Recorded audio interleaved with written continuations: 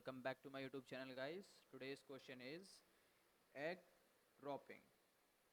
So this question is we are going to understand with our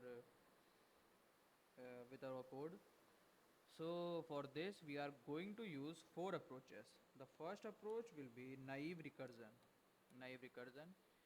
which will going to cost us big O of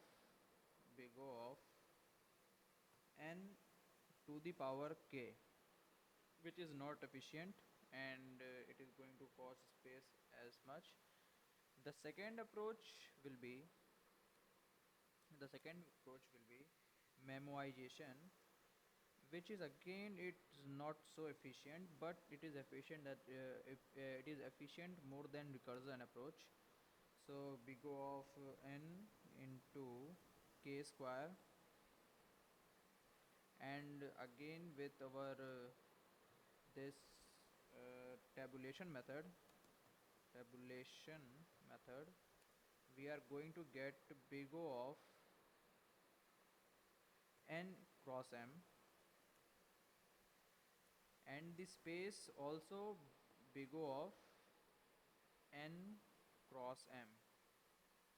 In the both above, the place complexity will be like big O of n cross m. For this it is going to be more. And the last one is optimized DP approach, and it is going to be the most efficient space optimization approach. And the time complexity is going to be n cross m, but the space complexity is going to be big O of n. So these are the four approach we are going to be implement in our code.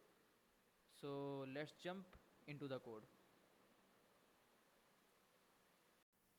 We are going to implement our base case for this.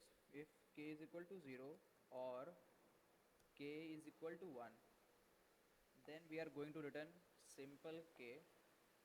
If our egg is equal to 1, then we also going to return k. Now we have to compute minimum moves. So the minimum moves will be our infinity for the starters. Now what we are going to do for I in range with starting from 1 until k plus 1, the break case will be self dot egg drop n minus 1 and I minus 1. So if our egg will break, then we check below, and the survive case will be self dot egg drop as n going to be this, and that is going to be k minus I. Now our egg survive, then we check above. Now the worst case will be 1 plus maximum of break case and survive case,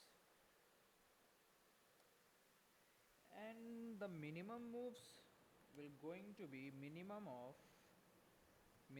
moves obviously, and the worst case. Now we are going to return our minimum moves that we require. Now we compile it. So it is compiled, but it is not going to be run because the time complexity is very high. See, the test case passed, but the time limit exceed. Okay. Now, sorry for that.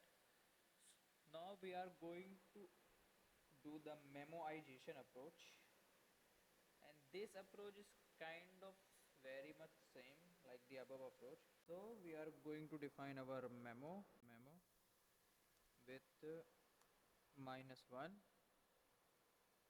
into k plus 1 for I in range sorry, n plus 1. We initialize our memo table inside the function, and now we return this self dot drop egg drop. Okay, okay, sorry, not egg drop, self dot solve, which we are going to define very soon, n comma k comma our memo. Now we are going to solve this. Def solve solve self n comma k comma our memo.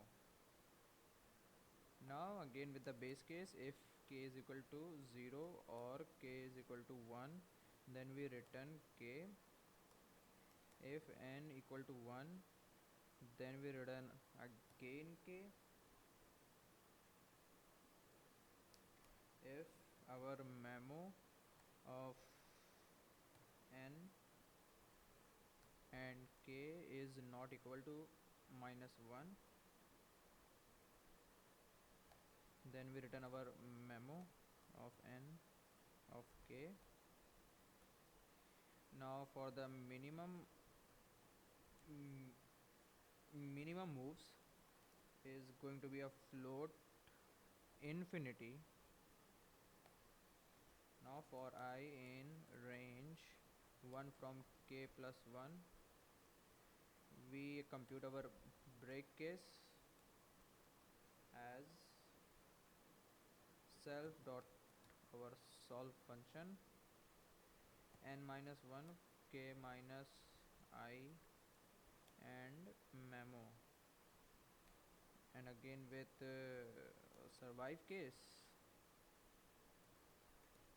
self dot solve n as it is k sorry I minus 1 comma memo, and with our worst case scenario we compute 1 plus maximum of our break case and survive case, and our minimum moves is going to be minimum of our obviously minimum moves, and with our worst case. Now we simply define memo of n of k is equal to minimum moves, then we return our minimum moves. Now we compile it. Let's hope this work. Yes, this is working. Now we submit it, and I think it is going to be submitted, because again with that time complexity. So this is again not the efficient approach. Now we are going to do with the different approach, and this approach will work because the time complexity of this approach is going to be O of n into k. So we are going to rough this again, and this is going to be a bottom up approach, and it will avoid recursion, which is costing us. Now we define dp 0 into k plus 1, because that is our floor 1 to k for I in range n plus 1. Now what we are going to do for j in range, sorry for the typo mistakes, 1 from k plus 1. Now dp of 1 and j is equal to j. Now for I in range sorry guys, 2n plus 1, 2 to n plus 1. Now again for j in j in range 1 to k plus 1. Now we have defined our dp of I, and j is going to be float infinity. Now for x in range, too much loop, too much range, 1 comma j plus 1. Now we compute our worst case. The worst case is same 1 plus maximum of our dp I minus 1 comma dp of I comma j minus x.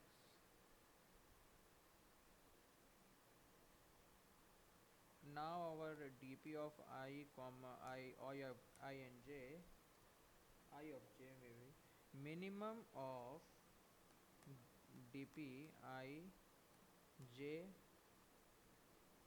and our worst case. Now we return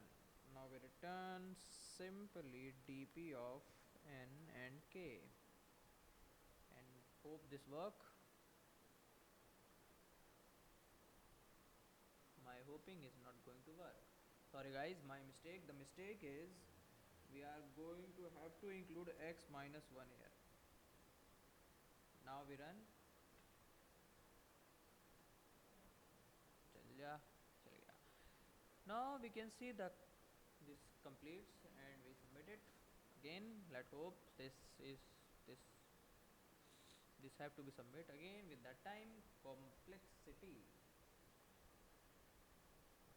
Now we have only one approach that is going to be a good approach, and it is very simple.